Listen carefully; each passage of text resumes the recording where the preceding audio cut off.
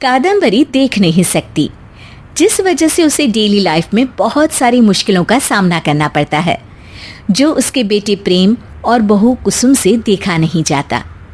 एक शाम, माँ, बात मान लो, कितने सालों से बोल रहा हूँ, आंखों का ऑपरेशन क्यों नहीं करा लेती?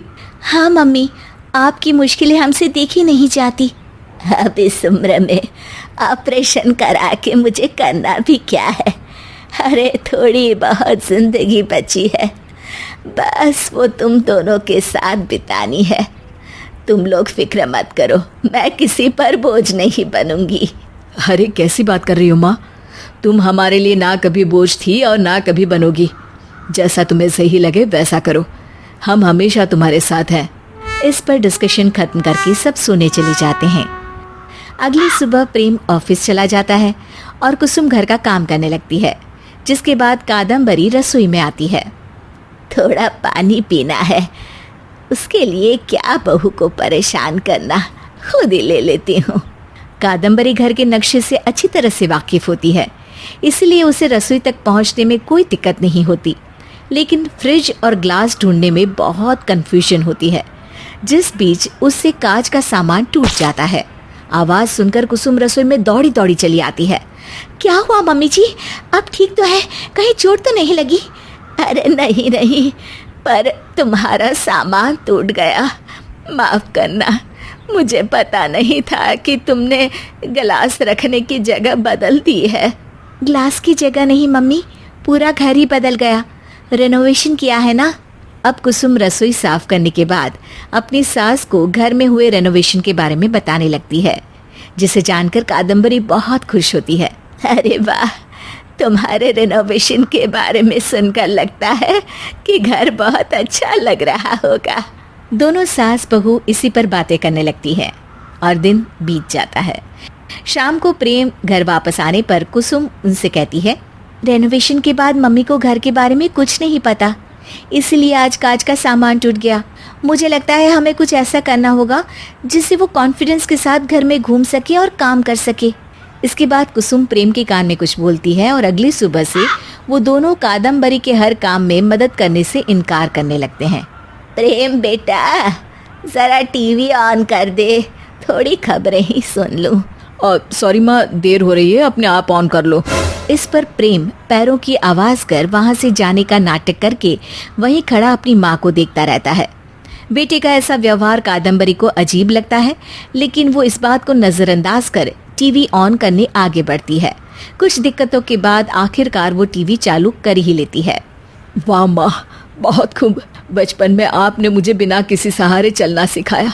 अब मेरी बारी है, मुझे पता है आप कर सकती है, बस आपको भी इस बात का यकीन दिलाना है।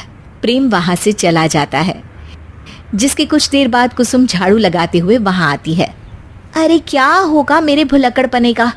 क्या हुआ बेटा? अरे झाड़ू लगाने लगी, लेकिन डस्टबिन तो साथ लाना ही भूल गई। ज़रा आप मुझे पकड़ा देंगी? क्या? मैं? अरे पर मुझे नहीं पता कहाँ रखा है। अरे मैंने आपको कल सब बताया तो था, बिल्कुल उसी जगह रखा है, प्लीज़ मम्मी ला दो ना।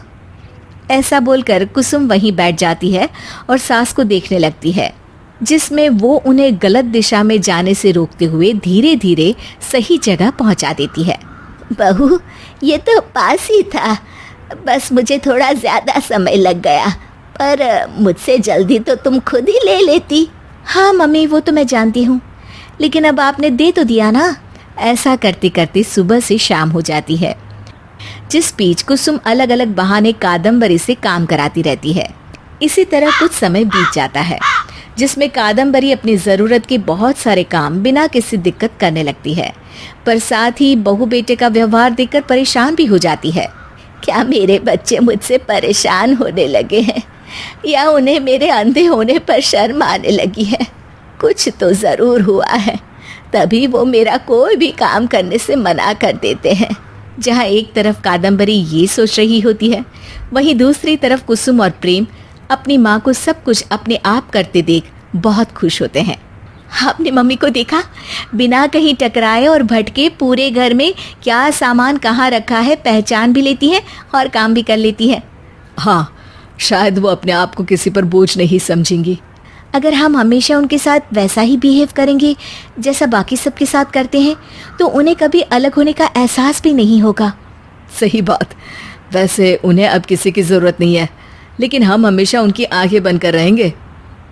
कुछ दिनों बाद कुसुम और प्रेम को किसी काम से एक पूरे दिन के लिए बाहर जाना पड़ता है, जिस वजह से कादम्बरी घर में अकेली रह जाती है। पर घर के हर कोने की पहचान होने की वजह से उसे कहीं कोई दिक्कत नहीं होती। मैंने सोचा था अकेले रहने में न जाने कितनी मुश्किलें होंगी, लेकिन मुझे किसी भी काम में कोई दिक्कत नहीं हुई। वाह वाह, मतलब मुझे अब किसी पर निर्भर रहने की कोई ज़रूरत नहीं। मैं अपना काम खुद कर सकती हूँ। अब समझी कि प्रेम और कुसुम मेरा हर काम मुझसे ही क्यों कराते थे। अरे मेरे बच्चे तो मेरी भलाई के लिए ही ये सब कर रहे थे। तभी कुसुम और प्रेम घर में आते हैं। और हमेशा करते भी रहेंगे। माँ, जब तुम अपनी पूरी ज़िंदगी हमारी भलाई के लिए काम करती हो, फिर हमारा भी तो कोई फ़र्ज़ बनता है ना।